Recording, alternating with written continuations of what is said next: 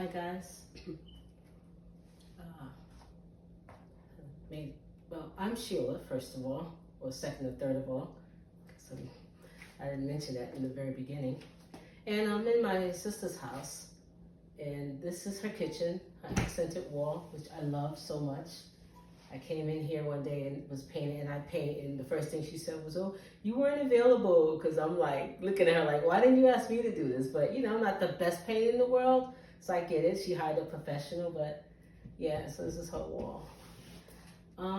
So yeah, I left off saying how my sister got dressed and came down to get some sherbet ice. I see her husband took her to go get some that night.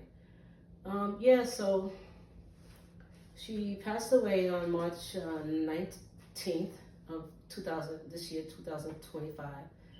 And so we had the funeral in a small little town down South Carolina, because I'm currently in North Carolina right now, in Charlotte, but we buried her in my mom's hometown, South Carolina, Beaufort, South Carolina, in fact, on Saturday, 11 a.m., Saturday the 29th. So I'm back here. I, told my brother-in-law I wanted to just stick around, and he said, you're welcome, because I'm like, my sister never mentioned to me anything about her 11-year-old daughter. That I didn't ever even ask, what are your plans? Because even though I was here, and I was here initially for 3 weeks, but I ended up, I didn't go back. I resigned from my job in New York because I had just started. It was a city job, and there's a lot of different ways to take leaves, but because I had just started, I wasn't there long enough to qualify for any of those leaves. My administrators were very gracious, and they granted me the 3 weeks to come down here. I stayed an additional 4th week. I was supposed to go back, and I just couldn't leave my sister. So I didn't want to keep going back and forth, and because I couldn't give them a definite time of when I was going to return. And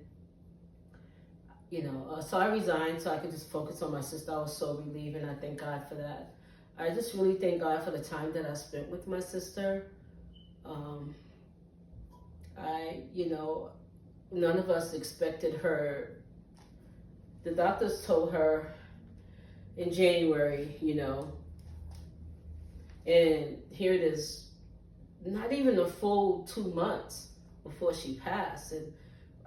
And I never expected that. I don't think any of us expected that. They gave us 6 months. And I'm praying to God every day, for a miracle. So I'm here helping out my brother-in-law and my niece. It's not easy. Quite frankly, my niece is a complicated child. She's kind of difficult, and she just lost her mom. But how kids are. They play mommy against dad and dad against mom, and my brother-in-law gives her everything. Like he never tells her no. But I'm the auntie, so I told her you have to learn the word no. So yeah, I never discussed that with my sister. It just never even entered into my brain to have that kind of discussion with her. So, because I was just concerned about helping her with her, daily living, personal hygiene, and, cleaning up around the room and the bathroom, doing the laundry, and, making sure the house was clean, stuff like that. Stuff, of course, she could no longer do,